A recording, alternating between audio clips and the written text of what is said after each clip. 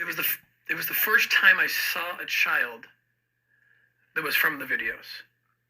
When I was like, this is it. I had to make a decision at that point. So what had happened was we got intel.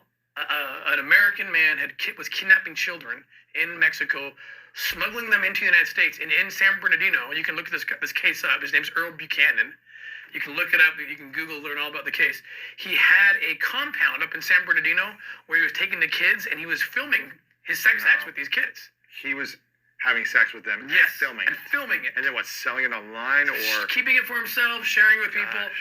And so this guy's coming across the border and we're on the scene and we get the kid out, this 5-year-old boy.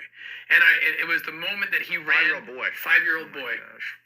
And I recognized him from the video. No way. And I was like, oh my gosh, I've never seen one of the kids from the video. And I didn't know, I had a physiological reaction. Like, I didn't know if I could handle this. And then the kid kind of inherently knew we were the good guys, right? So he runs to us and jumps in my arms. No way. And he's like he's holding me and he's shaking. And I'm just like, oh my gosh, does he speak English? Does he speak Spanish? Maybe both, I don't know. And he spoke perfect English, which was haunting to me because the only reason he did was because he had been with this guy, as it turned out, since he was taken as an infant. Oh my gosh. And he said to me, like no 5-year-old should ever have to say to anyone, he said, I don't belong here. And the pain was so severe for me because I could immediately multiply that statement by millions of kids. And that was it. And then that led to raiding the compound, and we found 11 other kids. No. Yeah. How old range? About from 6 to 12. Wow. So that was my point of like, I had to make a decision. I went home after that operation. So the first operation. That was the first time I'd done a lot of cases where we did the receiving end. So we did like the search warrants and arrests of pedophiles who were receiving child rape videos. But they didn't have kids there. Right. This was the first time I saw one of the kids from the video. And it like changed my life. But the change was either going to be I'm quitting forever or I'm all in. Because you can't, it's too much to go one or the other. You can't go middle ground on this, right? And I went home that night, after 2 or 3 days actually, I went home to my wife. She didn't really know what was going on. I walked in the house and then I see my kids, right? Now, and they're playing and having fun. And this kid was literally 12 miles away. I live 12 miles from the border. This was happening to this child.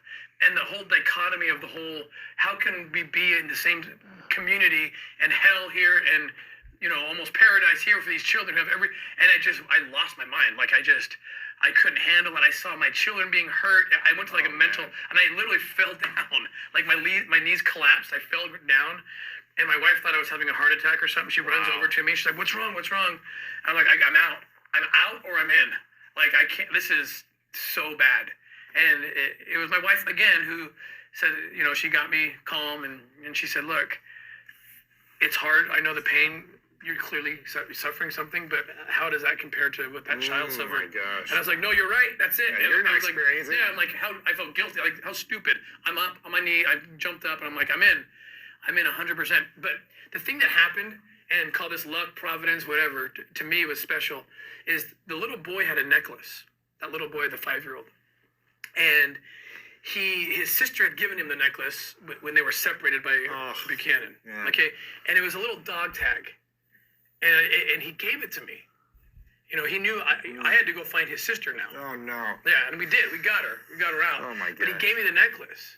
And I tried to give it back. He's like, no, it's yours. It's yours. This is when he was hugging me. And I'm like, okay. I put it in my pocket. Didn't think much of it. But later, one of my children found it and said, where'd you get this? I'm like, how do I tell this story to my kid? And I tell my kid what I can. And he says, isn't it cool that little kid put your name in the necklace, Dad? I said, what are you talking about? My name's not on the necklace. I'm like, yeah, your name's right here. And sure enough, I flip it around, and that little necklace had a scripture from the Bible on it, from the book of 1 Timothy. Oh, my goodness. So that was like, to me, I was already feeling like, what am I going to do? Am I going to quit? Am I going to go full in? That necklace, it was like that little boy, whether he knew it or not, just gave me a commission.